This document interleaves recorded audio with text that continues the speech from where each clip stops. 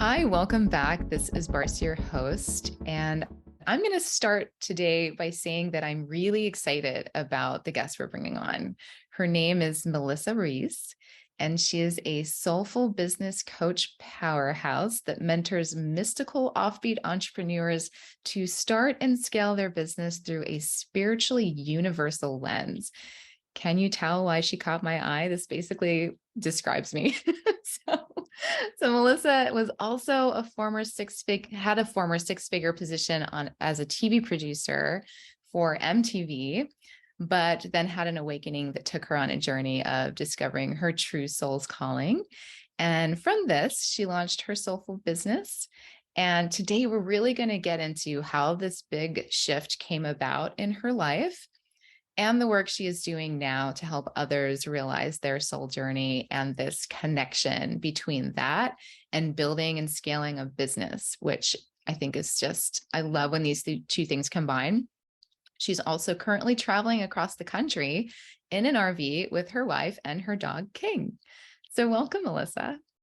Thank you for having me. This is actually my first podcast that I'm recording on the road as a guest. I've been currently recording my own podcast on a weekly basis. So it's just so nice to be here with you and to tune in and to share all the things. Oh, wonderful. Thank you. Well, I'm excited to be the first. Yeah. I'm sure it's going to go wonderfully. And since you mentioned your podcast, do you want to just tell us what that is and how you share there? Yeah, I have a podcast called Waking Up with Melissa, and I kind of wanted a little play on word and like have people really dive into like, does she mean physically wake up with her in her bed, or is it waking up from a soul level?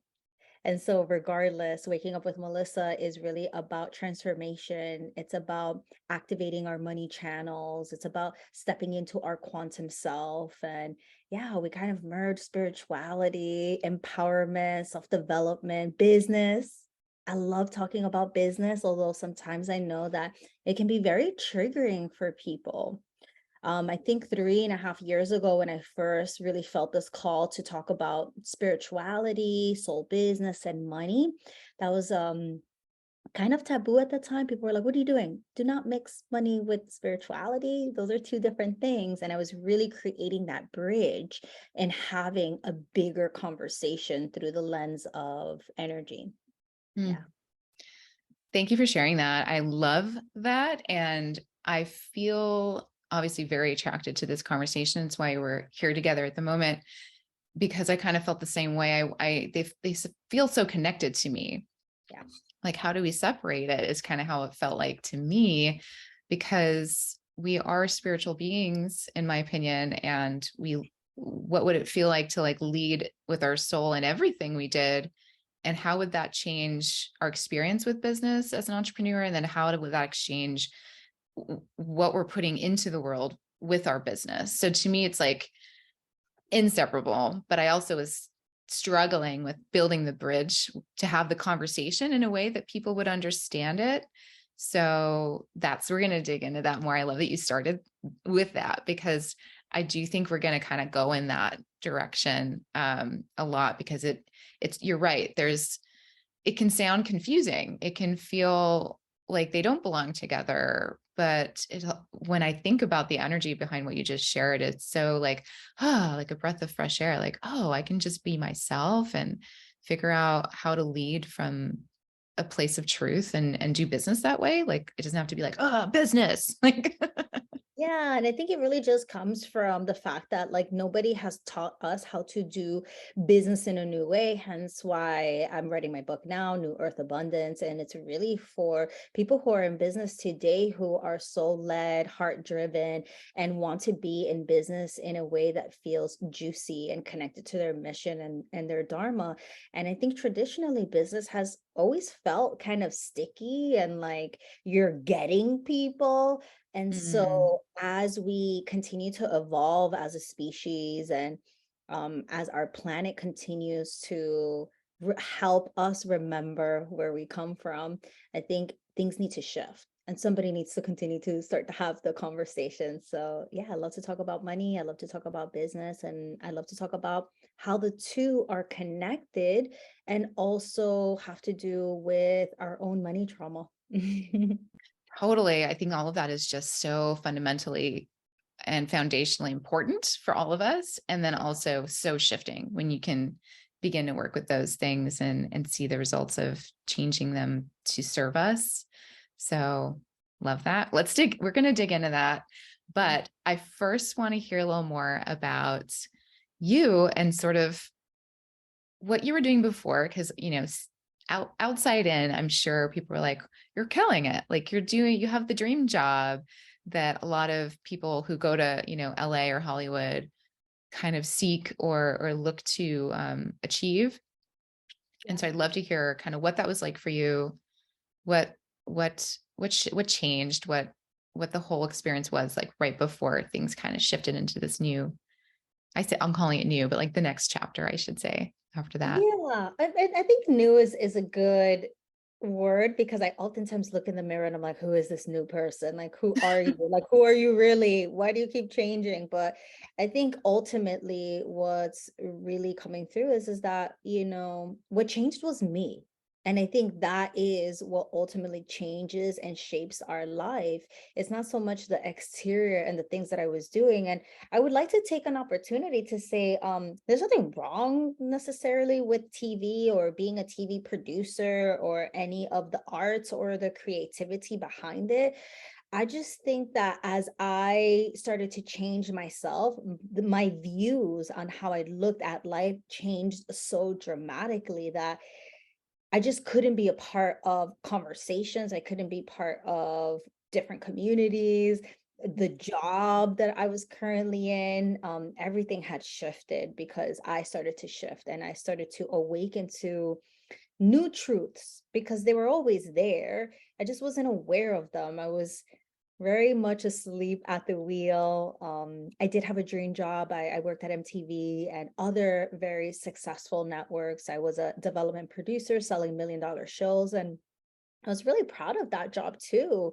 I went to school Yeah. for journalism. I went to school for film. It was definitely something that I really enjoyed. I worked with celebrities. I grew up literally in the MTV studio, like, just watching Wyclef Jean and Mary J. Blige and everybody, in the 90s, and Lady Gaga Wow. and Madonna and Justin Timberlake. Like, it was such a cool time to be there and to be in that space. But ultimately, yeah, I always say that life body slammed me, and I really had to surrender, and everything was really being pulled away, and it really felt like I was being pulled at the seams. And it was really a time for me to discover my true nature and who I was beyond an MTV producer, a WNBA cheerleader, an overachiever, the person that didn't believe that a TV degree was enough. So I went back to school to get another degree as a gym teacher, And yeah, I think all of this, the underbelly and the reasoning why all of this existed was because there was a lot of scarcity instilled in me. There was a lot of fear. There was a lot of, I don't trust myself. What do I have to do to survive? What do I have to get? Who do I have to be in order to feel safe? And Ugh. that did come from a lot of my ancestors and growing up the daughter of two immigrant parents that came here, not knowing the language. My sister was actually the first person to graduate college. And so there was a lot of different things that I had to break in order for me to set my own self free. And so life just gave me all those opportunities at that time, to get a divorce, travel, leave my job. And it really did feel like a restart. It just Wow. really felt like I almost died and had another opportunity to create a new human. Yeah. Wow. So gosh, so much was shared. So thank you for that. Also so relatable when you talk about, you know, what do I need to get? Who do I need to be? What is it that I'm missing here? You're very good at all of the things that you were doing. So I can see how confusing that becomes for I think a lot of us relate to that, where it's like, well, I'm really good at this thing that I do, but why? like, what's going on that isn't like syncing up, And then you went back to school. It's like we keep trying to solve the problem. So we're Yeah. doing all these things to try to like get something, be someone better, or whatever that means, whatever we're trying to find out. And scarcity. I also am the daughter of two immigrant parents as well. And there is something very different about the scarcity mentality that comes with that package of coming to this country. I think specifically as a immigrant, it's lonely, and it's all about survival. Yeah. And it's like do or die all the time.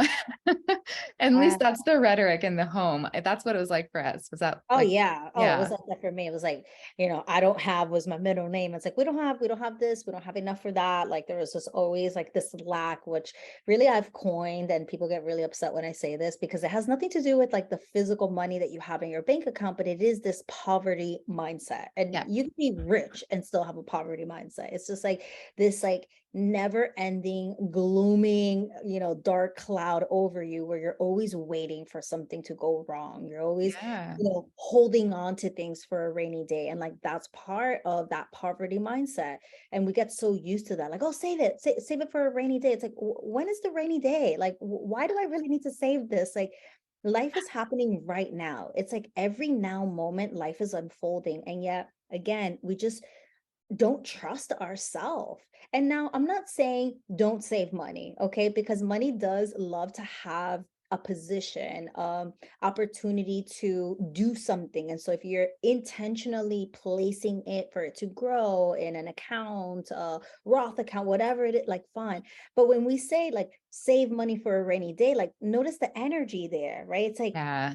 as if we're never going to get it again, or as if holding on to it somehow, some way, it's going to magically grow some legs and like multiply. Money actually loses value every time you hold on to it, to be honest. Wow. And so, Boom. That's knowledge drop right there when you start to think about it that way. yeah, yeah. But a lot of the things that really helped me get here was a very simple question. What happened during this time? Really, it was this question of how do I become happy? And how do Mhm. humans become happy in general? And so it's interesting because everybody has a different way that they enter. We're always on the spiritual path. Like we never actually get on it. We're always there. It's just that we awaken, like we understand where we are in position and in relationship to that.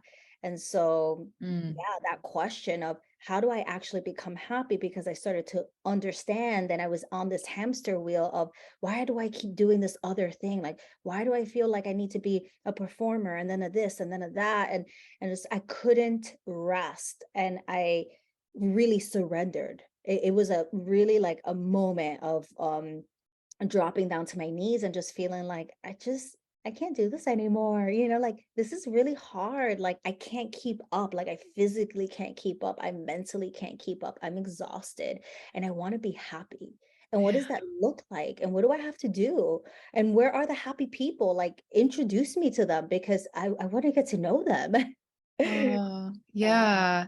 Wow. So I think you just answered the question, but just so that we can clarify and just so that we're clear and understand, it sounds like you were experiencing this sort of version of unhappiness, we'll call it, just to simplify, and noticed it, like allowed yourself to observe it and feel it, and then realize that, well, then what's the opposite of that, right? It's happiness. So maybe I'm not happy.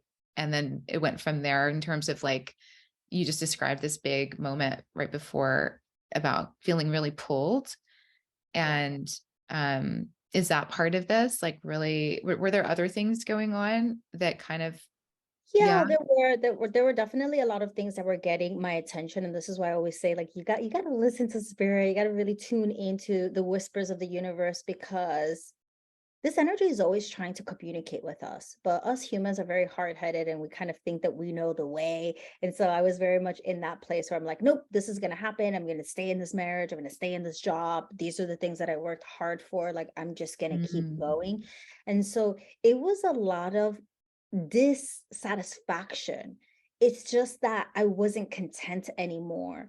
It was that I had sold 5 shows as a TV producer that year, which is difficult to even sell one, and Right. then realizing that, like, there's just no pot of gold at the end of the rainbow. Like, it's this illusion, right, that we're sold that, like, when you get here, somehow, some way, you will be any happier. But really what I found through mindfulness, yoga, meditation, Ayurveda, and just, like, really going within is that nothing actually outside of you makes you happy. Like, that's actually the question that I had at the entry point of all of this. I really have come to understand that really happiness really is cultivated by ourself, our state of mind, our thinking, what we allow, what we don't allow, what we engage in, how we eat, how we are in relationship with the world. It's created within us. And so that was a shift for me because I didn't know that at the time. I felt like, well, if I become this, then I will be happy. When I do that, then I will. And so I was always waiting for this moment. And so, really, to tie this conversation up, it was this very simple moment in my career where I felt like I'm doing all of the things. And why does it feel like there's still something missing? I got married and I bought a home and I have a BMW and I have a car, but like, it's just this like echoing inside of me that there's something missing. And then, of course, that relationship fell apart because it had to. And so that really grabbed my attention. I was like, whoa, what just happened? What is this? Why is this not working? What's going on?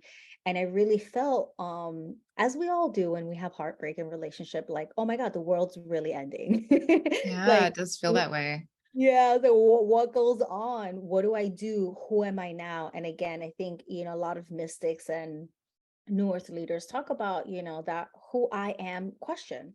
The question of, like, who am I? Like who am I really? Like, who am I? Like, and how do I know who I am? And which version am I? Am I the version that looks back at the mirror? Am I the version from yesterday? And again, just digging deeper and deeper and realizing I'm nobody. I'm everybody and nobody and somebody. I'm beyond label, beyond form. And you kind of mentioned the human part of us. And really, from what my understanding is that there's actually two parts to us. There is the being part that's connected to the quantum highest realm, right? This like version of us that's connected to the totality of the planet and the consciousness and the universe, right? What people say is the highest self, Mm-hmm. the cosmic self. And then there's the human that is, full earth and dense and has its ego and its form. And we have to navigate the waters of our emotions and our desires. And so it's finding the balance. And so I was Yeah. very much operating just in my human self. And I think a lot of people are Yeah. operating their human self until they start to realize, like, oh, I'm not just that. I'm not just my form. I'm not just how I look or my nationality or even my gender. Like, what's beyond that? And a good question to ask is like, where did I come from? Like, we came from somewhere. My soul, if it's energy, came from somewhere that can't be destroyed or created. So like, where is that somewhere? And so anyways, I could get really kooky and into like a lot of quantum physics, meditation and things like that. But yeah, all of this, all of that one question, how do people become happy and who am I really, led me to a lot of these breakthroughs. Yeah, those are huge questions to ask. I mean, those are the things that, old philosophers were bringing to the table for the first time, who am I, right? Especially. And, you know, it, I love what you said about it being an inner journey, and Yeah. it's not an outer journey. We live in a world that's very action obsessed. And again, not to say that action isn't needed and necessary. Like that you do need all the things that you just described to kind of work together. You need the balance like you shared. But if we don't do that part that is beginning with ourselves, then the action isn't driven by a lot of intention or bringing in necessarily what we truly desire. So thank you for sharing it that Yeah. way. I love quantum physics, by the way. We could totally do a conversation just about that and have a lot of fun. Wow. But it's like all the wormholes we could go down through the ways we can start to like reach for things to bring in and start to explore. Um, but I'm gonna bring us back to that point of like, so we asked those questions, and then there are these entry points that help us kind of like focus and begin something almost that's a little different. And I know yoga was a big part of your journey. Do you want to talk about how that kind of came into the timeline of all of this and how it started to kind of help with this shift in a way that kind of like combines body and mind and spirit and all of the things at once? So I think Yeah. it's a great way to get introduced to kind of a new version of ourselves, but I'd love to hear your perspective on how that came in for you and how that served you and what you think is so powerful about yoga in this journey. Yeah, there's so many. Thank you for asking about yoga and the philosophy behind yoga. It's been such a journey for me. And I want to just share first that there is always something for everyone. And so if it's not yoga, it's breath work, it's meditation, it's mindfulness, like there is an entry point that serves the purpose of connecting us to this, what I call the void, right? Like the vast nothingness that is connected to awareness that allows us the space to reflect who we truly are. And so Mm. it's an access point. And so for me, it just so happened that I was working as a TV producer and I had a friend who just like really saw me stressed as fuck all of the time. She's like, "What's going on with you? Like, I know you're going through a divorce, but like you look like you are falling apart. Like, what goes on?" And told me that she was a yoga teacher and that I should come take her class. And at that time I was really into CrossFit and I was like, no, this that sounds like lame and boring. But I went, and as most people that go to yoga, had this like huge, like groundbreaking moment at the end of the class where I was just sobbing and I was like, what's going on with me? What is wrong? Like, what happened? Nothing hard happened. I'm laying there. And I think that was really the first time that I had like experienced myself, that I Wow. allowed myself to like let go and just like be in the moment, because I was one of those people who was very obsessed with doing. Like I was always doing something. I Mhm. never rested. My mind was always going. Even when I slept or before I was going to sleep, everything was just like constantly making a list. Like I just never knew that that wasn't actually normal and Mm. that we're not supposed to operate that way. But that was my natural baseline. And so what happened was after that, the same person invited me to a yoga teacher training, and I rejected that so many times. And this is why this will tie into my soul business, and why I'm so passionate about this, because I kept telling this person, no, this is not for me. I don't want to become a yoga teacher. Why am I going to go to Morocco? Like, I'm going to get fired. I can't, take 27 days off of work. Like, how? Like it just was so beyond my reality. And I remember this person asked me this one thing, and they were like, when are you going to do something for yourself? And it Uh, kind of pissed me off, but at the same time, activated the like, you know what? I'm going to go. I'm going to go because you're right. Like, when am I going to do something for myself? I'm always here at this job and, slaving away and being a wife and doing all of the other things that I was doing at that time. And so my biggest fear came true because I did get fired actually. ooh. And that has to do with how I connected to energy, the laws of the universe, manifestation, because I was in Morocco on a hammock. And I remember looking up to the sky and feeling for a moment, it was pretty brief, but for a moment I was like, oh, I can kind of hear myself. Like, I don't have anxiety. I'm not overthinking. It was short, but like I felt it. And I remember saying to the universe, like, I wish I can do this forever. Like Oh, I wish I can do this. I didn't know what this was, but the very next day there was a sandstorm. I missed my flight. I sent my boss a message and I was like, I can't go, like I'll be at work on Monday. And as I was going through TSA, I got this email basically saying, I don't need your services.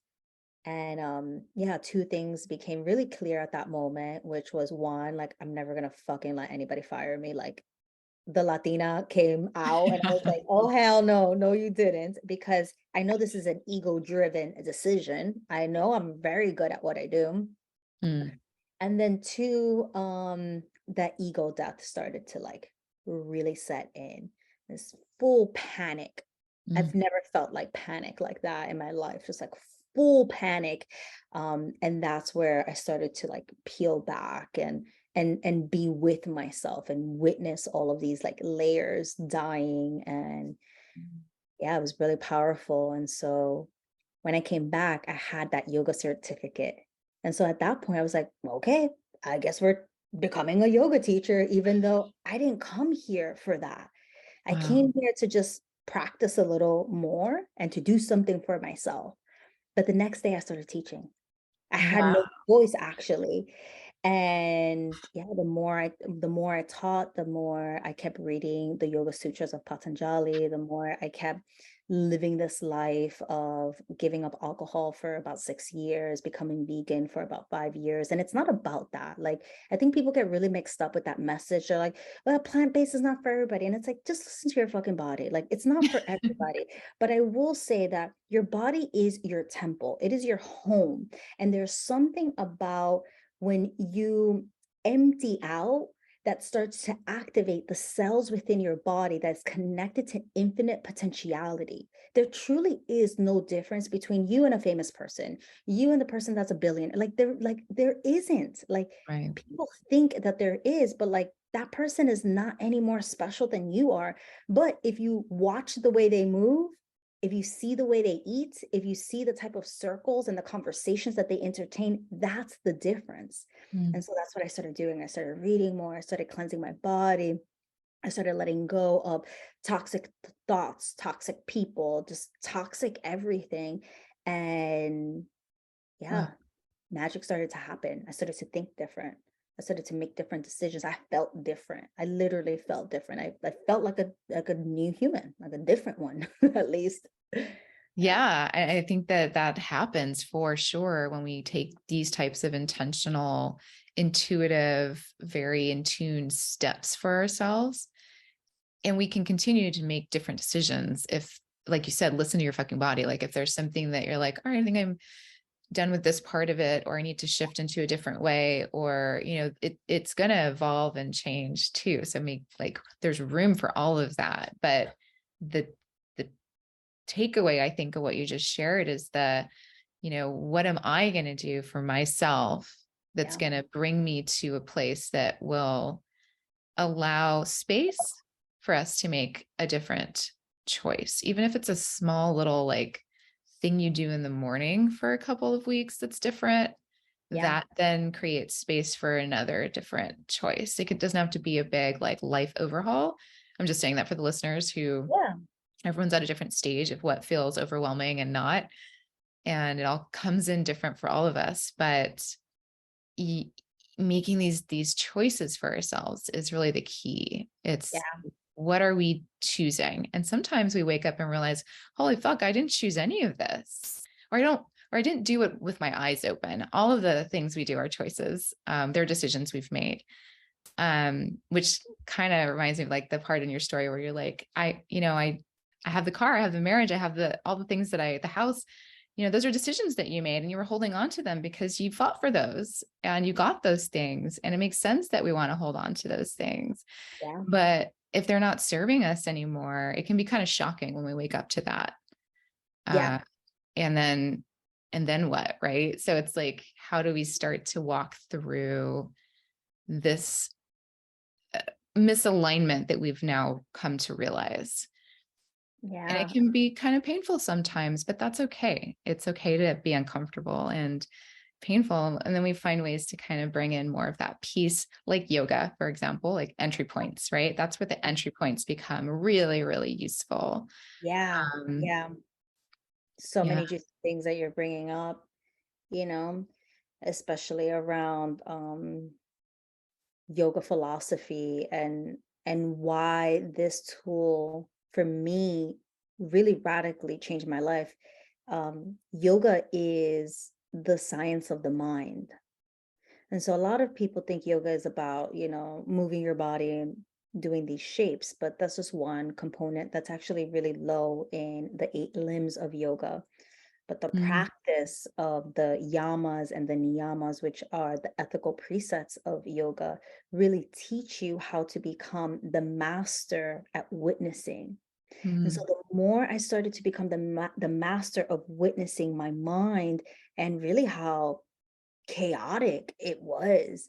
And, they call this in meditation the monkey mind, right? Because it kind of just like, for no apparent reason, just like jumps around from thought to thought.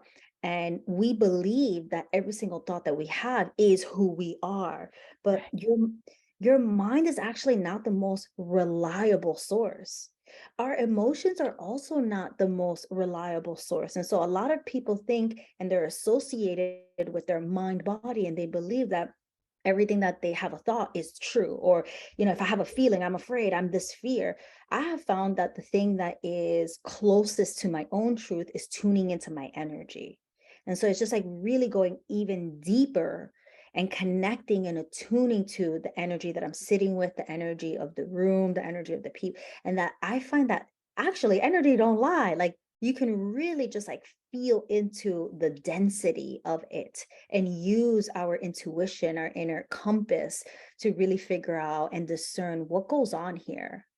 How do Yeah. I actually really feel? And so yoga really was an anchor for me at a time where it had some structure. It does have this um philosophy around santosha, being content, which I really was interested in. Like, oh yeah, what is contentment?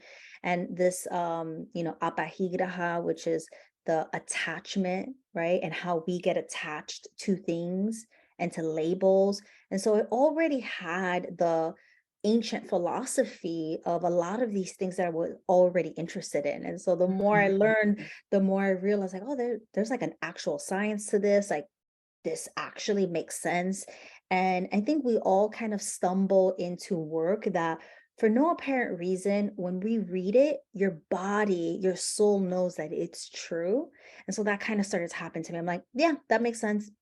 Yep, I believe this. This absolutely. We shouldn't manipulate people to make sales. We shouldn't manipulate my lover to stay with me.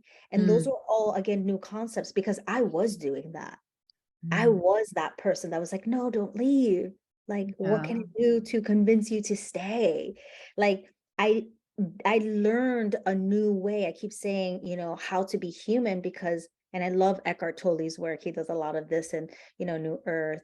Um, but it really felt like that. Like, it really felt like, the way I was operating before didn't really work out because I didn't really like who I was. And that took a lot for me to admit to myself that I didn't Mm, like who I was. I didn't like how I operated. I was tired of smoking cigarettes until, my anxiety went away, which never went away, which led to chain smoking and over drinking and passing out and not making the best decisions. And again, it wasn't just because of that, but you see, there was just so many parts that weren't working. And, I always tell our students, you don't have to be ready because I don't think we are ever ready. You just have to be willing. And I mm. was so willing. I was so willing to almost do anything. I was so willing to try something different because my way really wasn't working out for me. Ah, wow. So much said. I thank you for sharing all of that because I love, and that last part about being willing is, I always say there's power in decision making. And that's very tied to what you just shared because it's less about, being ready. It's like that start before you're ready phrase. That's what all of that means. That's what people are saying. It's more about what do you really want? And are you willing to try to do it Yeah. different? Yeah. And that's it. It doesn't have to be this big thing, because all the other stuff is already big and big enough, right? That we're trying to change. So why add and complicate the part of starting? Like, it's just, are we willing to start? Are you willing to start? What a great question. Yeah. And are you willing to see what's on the other side? I think for me, I really love being outdoors and hiking, hence why I'm doing this van life. And it's just such a great opportunity to get into nature, which nature itself is the elements, right? And the elements are beings that have been here before us. They're not just Mhm. rock, it's, ancient grandmother rock. And it's not just fire, it's ancient grandfather fire and sky and wind. There's just these beings that have been here before that really, if we tune into them, we can learn. And I really see things as like a mountain, right? Because I love hiking and I love like climbing mountains. But I was sharing this with our students the other day that it's so interesting what happens when you climb for a really long time. It's like you're so desperate to get to the top. And you're like, oh, I can't wait to get to the top to rest. And then you get to the top and nothing happens. Just go back down. Yeah. Like you would think, something groundbreaking would happen, but nothing happens. You just sit Mhm. and you absorb it all and you take a deep breath and you look back and you're like, wow, I did that. It's always the journey, right? It's always like, oh, that was difficult, but I'm here. It was Yeah. always, I wanted to give up, but I'm still here. And so it's that willingness to see what is on the other side, what is on the other side of fear. A lot of people get scared with fear, but I work directly with the energy of resistance, which is connected to the energy of fear. They're like best friends. Mhm. And fear to me means lean in. It means go. It doesn't mean run away. It means run into. It means there's something there. It means there's a lesson. Something is available. You're going to have a breakthrough here. And so fear and resistance can be a beautiful teacher, but nobody shows us that it's safe to connect with fear because we think it's part of this animalistic survival. I feel fear, so everything has to shut down. It's like, no, we no longer live in that world. Yeah. We are pretty safe.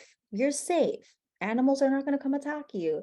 But how can we again connect back to the safety of our body? So yeah. Yeah, I think thank you for that, because fear and scarcity, all the things we're talking about, I think will really feed getting into the business side Yeah. of how we are as entrepreneurs or starting a business or being afraid to start one. But before we do that, I want one more distinction, because you made a really interesting distinction that I think is super important.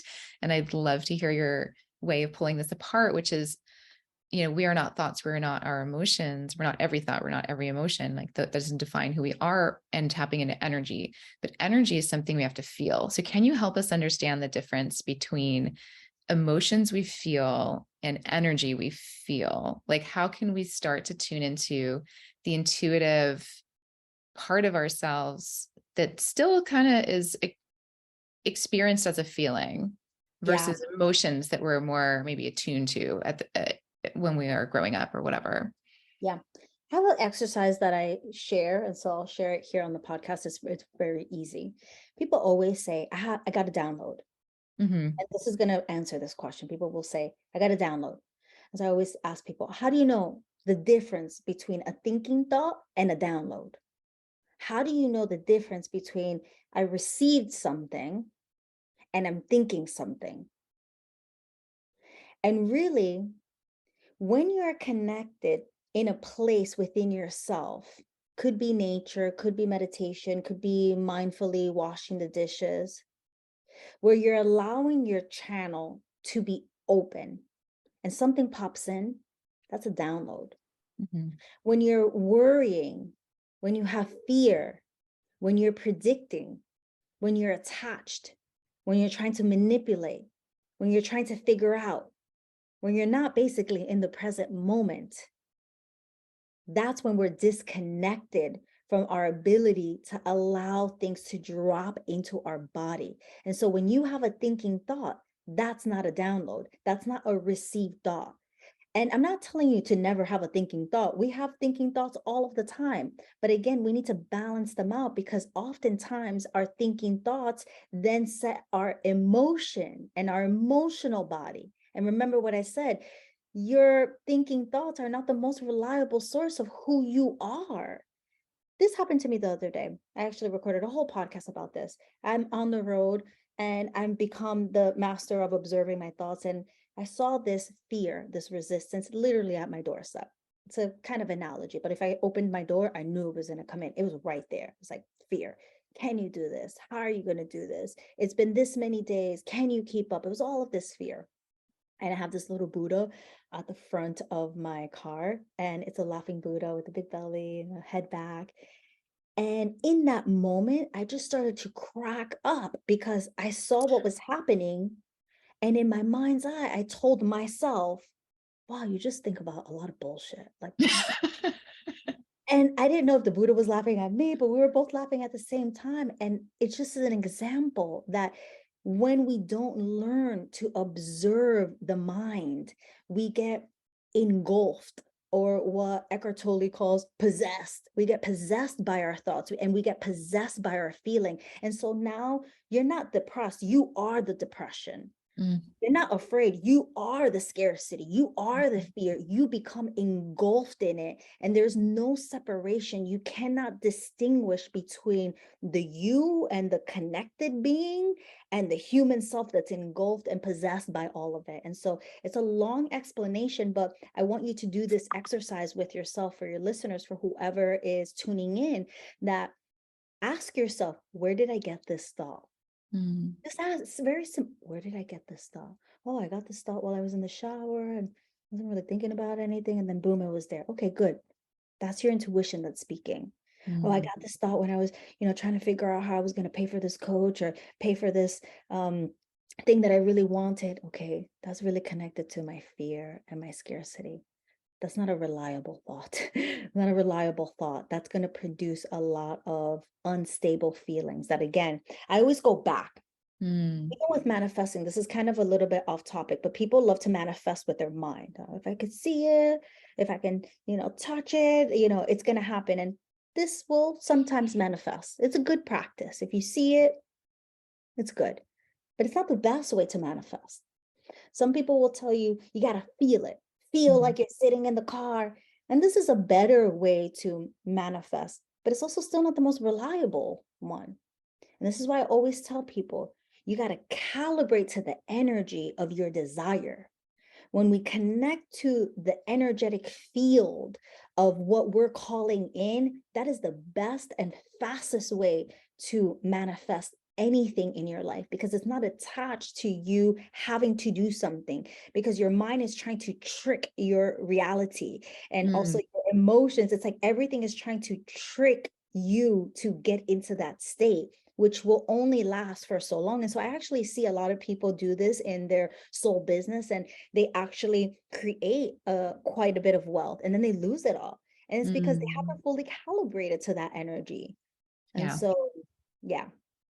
Yep, I 100% agree. It's been a journey for me too, to figure out the difference and to experience from like just experimenting with different those versions. Um, Energetically is definitely the fastest way, and also the way that is the most, it'll stay. It just stays that way. You're now calibrated to it. Yes, yes. Yeah. Just to further bring this point home, the way that is one is connected to the void, one is connected to the ether, infinite intelligence, the vortex where we come from, right? It's the place where we are connected to our quantum self, the one Mm. that knows no limits and it's not afraid about what so and so is going to say. So Yeah. when you're in that place and you're connected to that channel, that's the best way. The other way is connected to a lot of the thinking thoughts that are producing some of these feelings. And Wonderful. so the feeling, it's good. People always say, connect to your feelings. It's, it's also your inner compass. Yeah, but where did those feelings come from? Did they come from scarcity and fear because you kept overthinking and overplaying and overpredicting and overanalyzing? Or did it come from a place of grander perspective? You still get the feeling, but they come from two different places. And so you have to become the master. And this is why practices like mindfulness, yoga, meditation are so good, and they actually fucking work because they take you to that limitless place. They force you to quiet down Mm. and to get good at listening to yourself rather than being a slave to your mind. This is the last thing I'll say. Once upon a time when I started moving through all of this, I don't know how and when and why I did this, but I remember the inner part of me, my inner being, telling myself that I was going to become the student of my spirit, and I was no longer going to become the student of my mind. That I had become, and I had been the student of my mind for so long. And so I was a slave to my mind. Everything my mind wanted to do, I did it. Overachieved. And I switched. And as I switched and I became the student of my own inner being, my spirit, I started to be led. Mm. Yeah. That's such a wonderful definition that you just shared of how to decipher in an exercise, and the way you explained it is so wonderful. And I love what you just said about becoming a student of your spirit. Yeah. That needs to be like written somewhere so that Yeah. people can go, am I being a student of my spirit? And how do I do that? Like, that's such a wonderful, I love that. I love that. Thank you for that. Let's connect that to how you work with soulpreneurs or entrepreneurs, whoever you like to call your students. Yeah. Yeah, let's connect the two and see. I would love to learn what it is that you love about working specifically with this group of people. Like, what is Yeah. it that you're kind of passionate about in that area? I know we talked a little bit about it, but just to kick us off into this part of the conversation, and then, how you begin to get people to, scale and build something that they're really in love with. Yeah, there's so many parts. First, I want to say I love business. I love business. As a TV producer, I was so used to seeing lots of zeros, even though I didn't have it, because I did grow up with this like lack poverty mindset. And like I actually like I didn't grow up with stuff. But it was nice being a TV producer and being and having access to a different reality and a different world. But I used to sell $1 million shows. And so I was very acclimated to money. I was very acclimated. It wasn't mine, but I was used to seeing it. Yeah. And really, when I left that world, I became a full-time yoga teacher. I became a spiritual teacher. I started helping people and sharing space and running retreats for like literally $500, teaching yoga for like $50. Like, it's so interesting when I think about this time because I had no money. But yeah, I lived in this like tiny home complex, which was like pretty high end. I had a pool.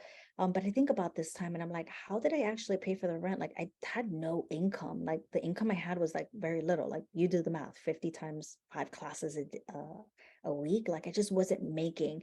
And actually, during this time, and this will all kind of bleed into my soul business, I started to connect with the energy of prosperity and abundance. And this is why I love to talk about abundance. And I call money soulful currency, which we have a trademark on. And I started to realize that I literally felt so rich, like from the inside out, and that my bank account actually didn't really change that much. It went down, a little bit, but not as much as it should, because I was so used to operating in a way where I would spend all of my money every single week because I would just knew another paycheck was coming. But I started to become more diligent with where I was spending each and every dollar. And so I always tell people that I got initiated into working with the energy of prosperity and abundance when I was dead broke. When I did not have like money at all, I learned everything I needed to know about money. Now that I have wealth and my business makes money, and it's really such a blessing, I'm so grateful for it. There are things that I always learn, but everything that I needed to learn about money was in that period.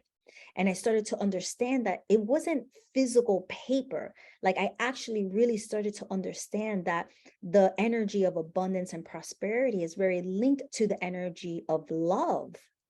And that Mhm. when we try to use it and when we try to manipulate it, it only wants to run away from us. But that we can actually have this loving, beautiful relationship with the energy of abundance. And the reason why, I always talk about abundance and money is because abundance is also connected to our natural state and is also connected to all the elements. Everything in earth, everything, even through my travels, is abundant. Everything, nothing is in lack. Everything has a season. Everything has a time to grow and a time to die. Everything has a cycle. Everything has a rhythm. Nothing is the squirrels are not like, oh my god, there isn't enough. Everything is, there is enough for everything and everyone. And we can't breathe air and then be like, oh my god, I don't want to take this breath because I'm going to take it from somebody. Like, we actually come from a limitless place. When I think about the galaxy, and that's why I'm obsessed with like quantum physics, this just keeps going. This Mhm. never ends. Even the planets, like we don't even know how many planets there are. It just never ends. We don't know how many stars. It just never ends. Same thing with love. It never ends. It just keeps going. And so if we are connected to the totality of the universe and we come from a place of pure love, light, and abundance, everything around us is that. But we're bamboozled to think that we have to work hard for it. I actually never worked hard for anything that year. And that's how I learned, oh, okay, it's not about working hard. Oh, this is a trick. You don't have to work hard for money. This is the opposite. When you work hard for money, they actually train you to be a really good employee. You don't have to Mm. work hard for money. The same way you don't have to work hard to love yourself. This is our natural state of being, but we've been disconnected from that part. And so as I started to connect more with the energy of money and I started to become a yoga teacher, I would see people laying on their mat, having these like breakthroughs and crying and releasing. And it was just a thought of mine because my one yoga class, like my 1 hour yoga class, would end up being like 2.5 hours because my students would just sit there and ask questions. Why did you leave being a Wow. TV producer? What are you doing here? They were so intrigued by that. Like they couldn't actually understand, like, wait, what? They were lawyers or like all of these like people who had pretty great jobs and careers, and they just kept asking, like, I don't understand, why do you want to do this, why do you teach, you look so peaceful. And of course, not always peaceful, I was going through my own stuff. And yeah, I had this idea where I was like, you know what, instead of spending 3 hours in a yoga class where I'm only getting paid $50 and I have to run from one class to another, let me just create a program for my students online. And so at Mhm. first it was $350. I taught them yoga and meditation every single week. We talk about abundance. We talked about earthing and tuning in and really, again, what makes humans happy? How can we deprogram a lot of these things that make us a slave to the matrix? And that one thing led and catapulted my whole business. That one offer. I never thought. And I think a lot of people, when they start to like, I don't know, build successful businesses, they always say this, like, I never thought it would happen to me. But like, I never thought. I was like, what? People want to follow me? I'm like an old Mm. lady. I'm 38 years old now. Like, what? Like, I didn't even have a following or an Instagram at that. But, I just started to share more for my students because I just felt like I'm not being of service. I don't, it doesn't feel good to me to teach and to see all of these people in pain almost because I was them. Like I was that person. I was the person that went to that yoga studio that one time that was like crying my eyes out and didn't know what was happening to me. And so there was that, like, I wanted to help. I wanted to take them further. I wanted to just talk to them. I wanted to be in community with people. I wanted to just like, for no reason, just like be with them. And Mm. yeah, that one thing just catapulted the rest. One thing just kept leading to the other. I got a business coach, which that helped too. Um, Nice. Nice. Wow. Okay. I love the organicness that kind of unfolded for you. But I think that those things happen when we can, have the stillness when we can have the inner journey, when we can trust things to unfold, because I can share times in my life when I got in the way of that because I started to believe my thoughts a little too much. Yeah. And I've also experienced the opposite where things are just coming and coming and coming. And it's like, I'm not doing much technically to make them all happen other than just allowing myself to follow my intuitive self, my, like trusting and all of that goodness that comes with Yeah. that energy. And you can still make things happen with the other energy. But like you said, it kind of falls out at some point, or it doesn't gain the same kind of momentum, or doesn't feel as good to us. And we start to change it, or, there's all of these things that can happen. But Oh yeah. yeah. So I love hearing that it was this sort of unfolding. And it was this one thing, and you're like, and it didn't think it was going to happen to me. And then you allowed it to just keep building. Yeah, and I think that's important, the allowing piece that you just said. I'll just, really extend that thread because Abraham Hicks talks a lot about this, about either we're allowing or we're working against. And I say either we're swimming against the current or we are receiving and our channel is open. It's really like this. They say this the same thing, you're either pinching yourself off or you're allowing it. And it really is that. Yeah. It's we don't have to work as hard. And yes, of course, if you work your ass off, you will get there. You're just going to Yeah. be falling apart. And so why do you want to fall apart? We don't want to fall apart. We don't want to feel like, I'm exhausted. I just got here, You want to be able to fly when you can Mhm. fly instead of crawl, and barely make it. And so yeah, there was this allowing, and I'm very specific in the people that I work with. I work with the BIPOC and LGBTQ community. Obviously, I work with allies too, and white body folks. Like everybody is welcome because I see people as humans, and that's how I refer to our community. They're humans, and we're all humans, and we all have different stories, and we all have different journeys. But I do primarily work with BIPOC entrepreneurs because there is this energy around the lack and the mindset and the struggle of holding money and having access to money. Um, and spiritual entrepreneurs the same. I think oftentimes what happens is that we get so connected, or we are so connected to our dharma and our mission, and there is this like energy around, oh, you're a spiritual entrepreneur, then you should do it for free. You're a tarot Mhm. reader, you should do it for free. And it's like, why do we have this poverty mindset around people who are so connected, right? They're so connected to energy and who they are and their dharma and their gift, and yet we want to cheapen their work, and we feel entitled to, well, if you're doing that, then you should do it for free. Mhm. Why? In no other profession and no other anything.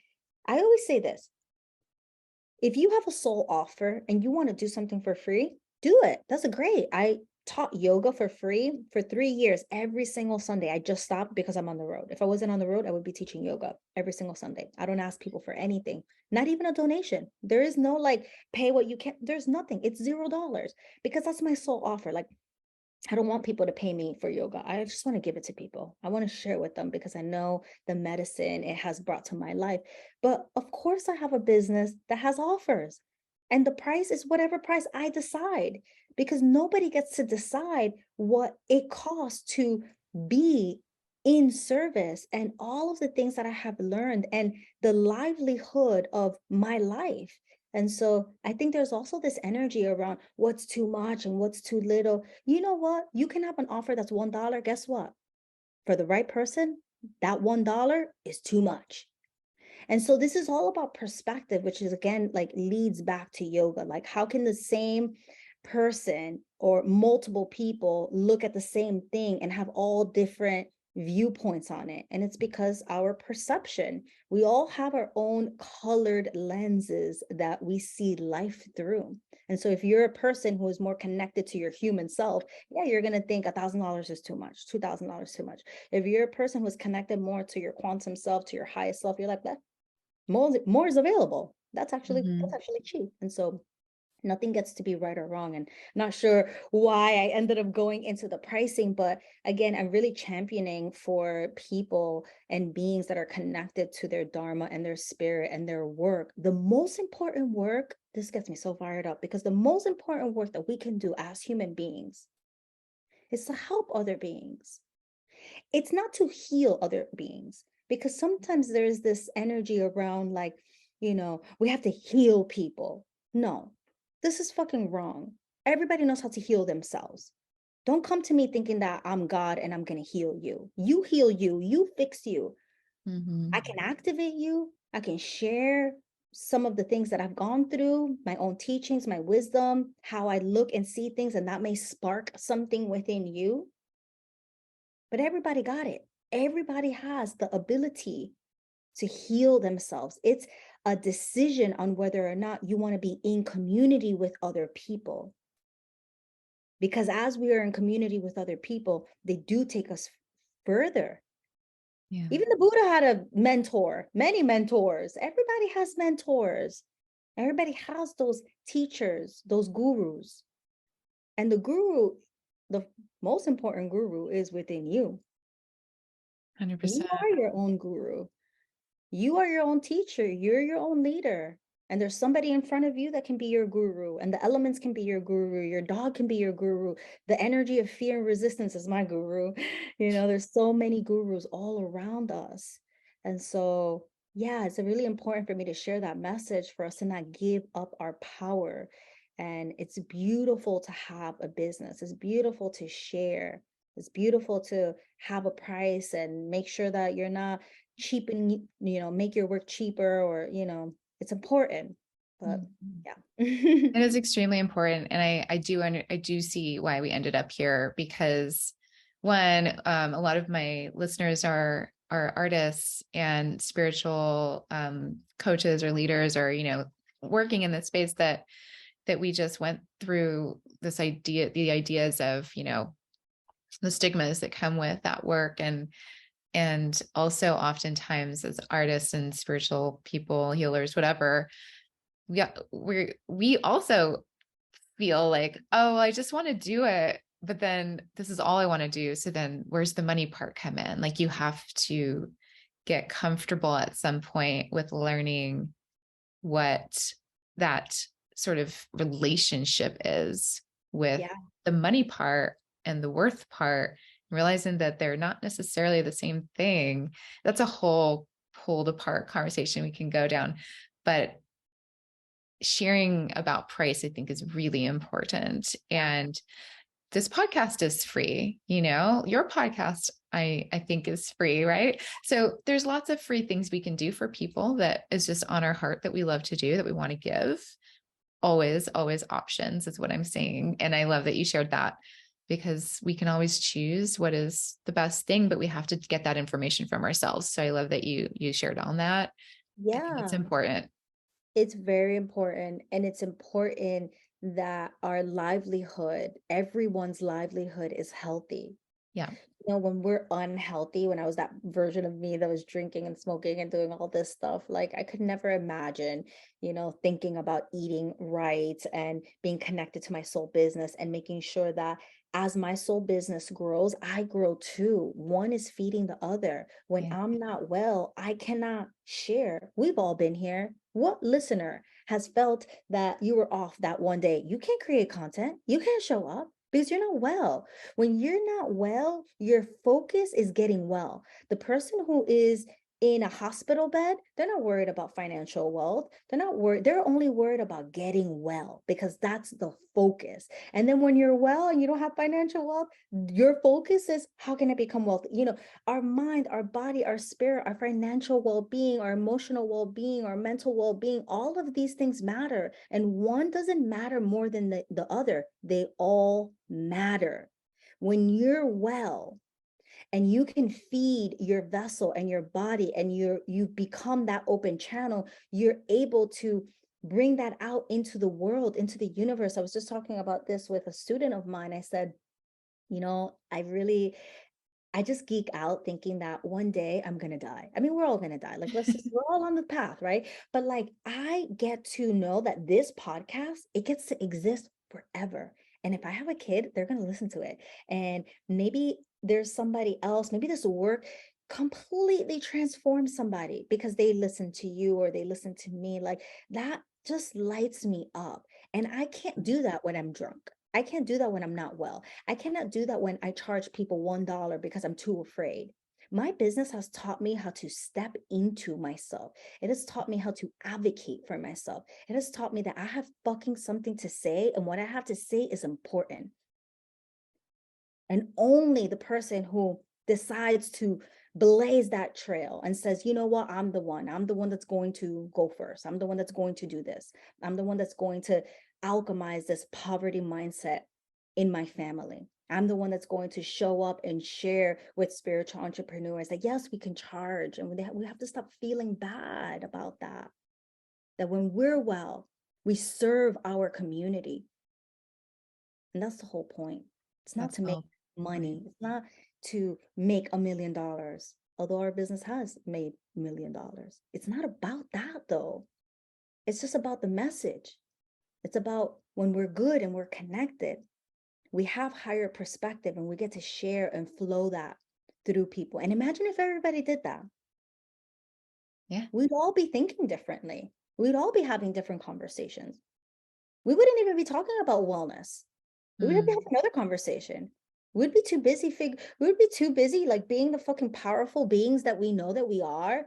And we'd probably be figuring out like how to fly by now. Who knows? We You're wouldn't be right. worried about this.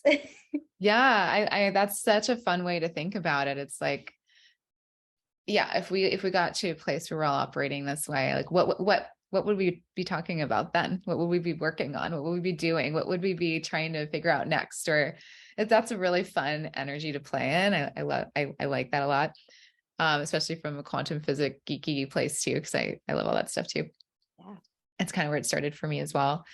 But I know we're going over on time because I could just talk to you forever, it turns out.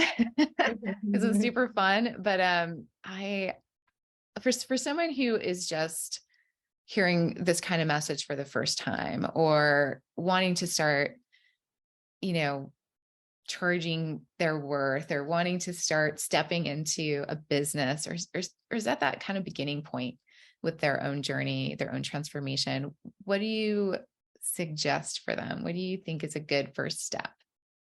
Yeah. I always come with strategy to the table because I feel like that's our weakness. Spiritual entrepreneurs, we're very good at being the creative, the artist, the muse. We're very good at zooming out and seeing the big picture. We just can't figure out like the How? details of Yeah. how to actually get there. And so the exercise really is to ask yourself, pick a number that the numbers on the lower end, and that number just would not be worth your time, like actual time for you to do X, Y, and Z. And I want you to write that down. And so that's what I did to figure out my first offer. I told myself, okay, what number, if I didn't get paid this, like it just would not be enough. And so I just wrote it down. It could be $100 for you. It could be 1,000. It's like, if it's less than this, I shouldn't do it. And then on the other end, I want you to ask yourself, what number is the number that feels like it would be too much and it would throw you over the edge. It would not be a healthy edge. And I want you to write that number down. So that's your high and you have your low. You have the number that you're like, I'm not going to fucking do this. And you have another number that you're like, I'm not going to fucking do this one either because I'm going to die. My spirit and my nervous system is not going to handle it. And I want you to, I always tell people, pick a number in the middle. What's the number in the middle? And then just start to play around with like, should you go a little bit higher? Should you go a little lower? I have my students close their eyes, bring their hands to their body, maybe their belly, maybe their heart, and really ask their inner being, what number feels like a healthy edge? Now, notice that I said healthy edge and I didn't say what number is your worth because listen, I believe I should be getting paid billions of dollars. You know, if you ask me what my worth is, I'm going to come up with a ridiculous number because I really feel like I have $1 million worth of information to give. That's just how I feel. However, my body has not calibrated to that yet. And so I have to get really honest and work with myself now. And so this is again what I always teach our students. It's like, where are you now? And can you hold another reality that you will get there too?